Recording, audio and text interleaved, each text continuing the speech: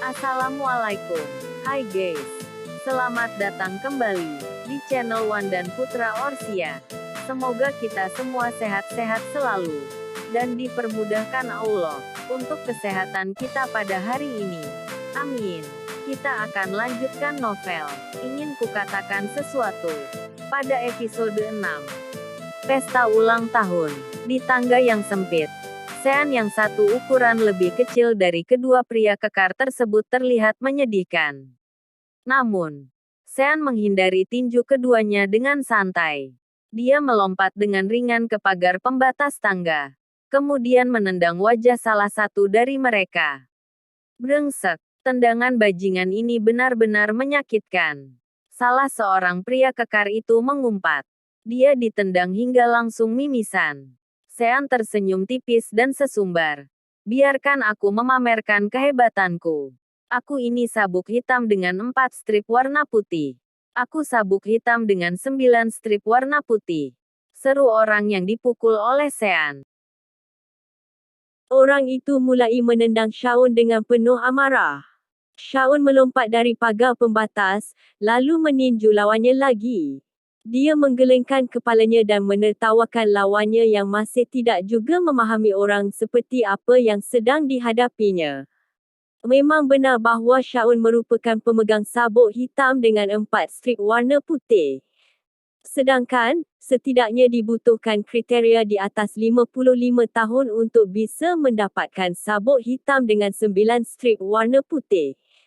Jadi, bajingan ini jelas tidak faham mengenai hal ini. Sementara, Shaun sudah berlatih seni bela diri selama bertahun-tahun dan mempelajari lebih dari sekadar taekwondo. Shaun menggunakan teknik pukulan Bruce Lee hingga membuat lawannya memuntahkan asam lambungnya. Sean membanting seseorang yang badannya lebih berat darinya dengan menggunakan bahunya ke pagar pembatas. Dua preman profesional dengan mudah dikalahkan oleh Sean. Keluarga Wangsa dan para tamu undangan telah berkumpul untuk merayakan pesta ulang tahun Nenek Wangsa di Hotel Marriott, Jakarta. Jayanata berkata dengan ekspresi canggung pada Nenek Wangsa. Bu, preman profesional yang kuutus berhasil dilumpuhkan oleh Sean. Apa? Semua orang jelas kaget mendengarnya. Ternyata si menantu tidak berguna ini merupakan seseorang yang memiliki keterampilan membela diri.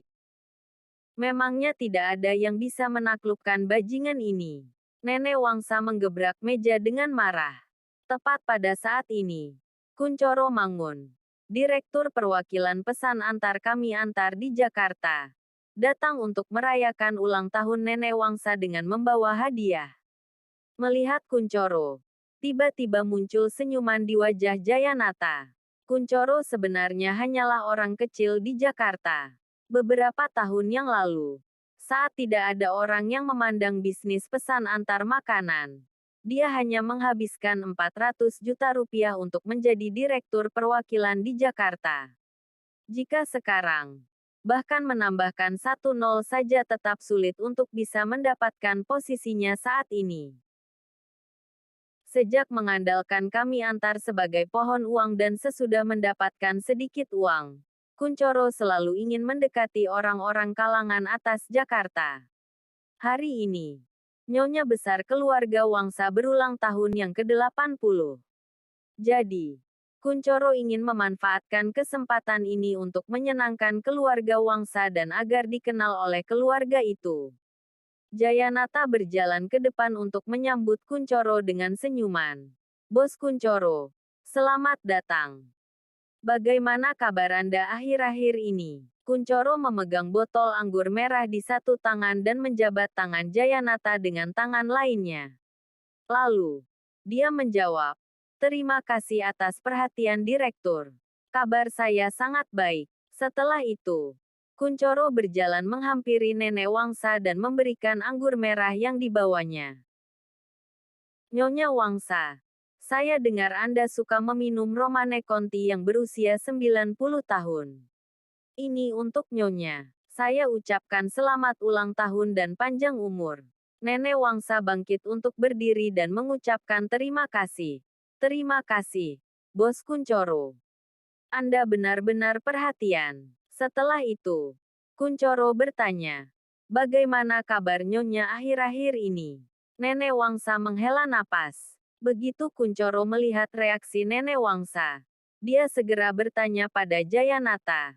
Direktur, sepertinya Nyonya Wangsa sedang dalam suasana hati yang buruk. Ya. Jayanata ikut menghela napas. Kemudian menjawab, saya tidak takut ditertawakan oleh bos Kunchoro.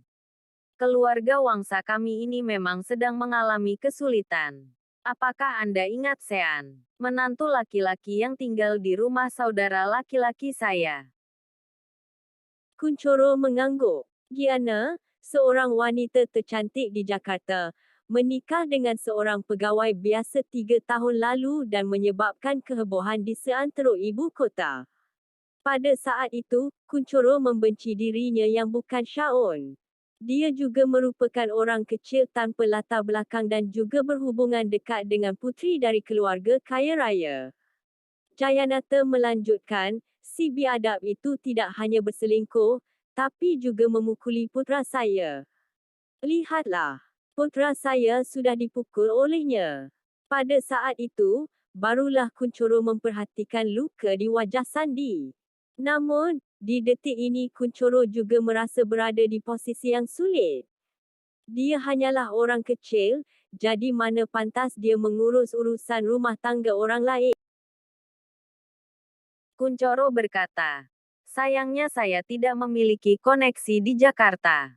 Jika direktur saja tidak bisa menangani masalah ini, sepertinya saya juga tidak akan bisa membantu.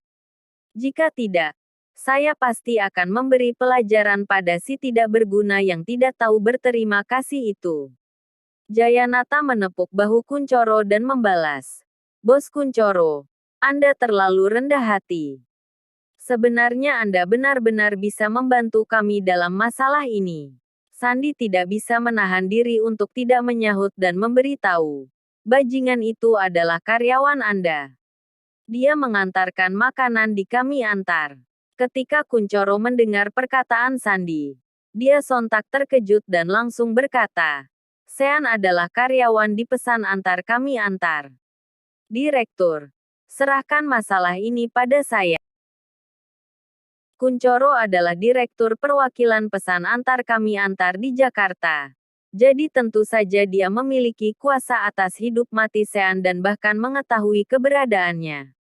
Kunchoro segera menelepon. Halo. Sabto. Periksa nomor telepon karyawan yang bernama Sean Yuwono. Berapa nomornya? Selain itu, periksa juga di mana posisinya sekarang. Ya. Segera beri dia pesanan untuk diantar ke Hotel Marriott. Setelah selesai menelepon, Kunchoro berkata pada Nenek Wangsa dengan hormat. Nyonya Wangsa, parasit itu akan segera datang. Nanti saya akan melampiaskan amarah Anda di depan umum. Nenek Wangsa, Jayanata, dan Sandi, semuanya tersenyum. 15 menit kemudian, Sean yang mengendarai sepeda motor tiba di pintu masuk Hotel Marriott. Sean menghubungi nomor telepon pelanggan dan berkata, Tuan Mangun, pesanan Anda sudah tiba. Saya berada di pintu masuk Hotel Marriott. Mohon Anda keluar sebentar untuk mengambilnya. Sementara itu, Kunchoro sedang berada di lobi hotel sambil mengobrol dengan Nenek Wangsa dan yang lainnya. Kunchoro memerintahkan, antar ke dalam. Sean mendongak dan melirik pintu masuk hotel berwarna pelangi yang mewah dan bertuliskan, ulang tahun ke-80 Nyonya Wangsa. Lagi pula, Hotel Marriott adalah hotel terbaik untuk pesta ulang tahun di Jakarta. Sean pun menduga bahwa seluruh keluarga Giana berada di sini. Shaun berkata, hotel tidak mengizinkan pengantar makanan masuk ke dalam, jadi Anda ambil keluar saja. Kunchoro menutup mikrofon ponselia dan meminta instruksi dari Nenek Wangsa, kemudian berkata, "Oh, tunggu aku di pintu masuk." 2 menit kemudian, Kunchoro terlihat keluar bersama seluruh orang dari keluarga Wangsa. Terima kasih sudah mengikuti channel Zainal Putra Orsia. Jangan lupa subscribe, like and share. Tunggu episode selanjutnya. Salam silaturahim. Terima kasih sudah mengikuti channel Wan dan Putra Orsia. Jangan lupa subscribe, like, and share. Tunggu episode selanjutnya. Salam silaturahim.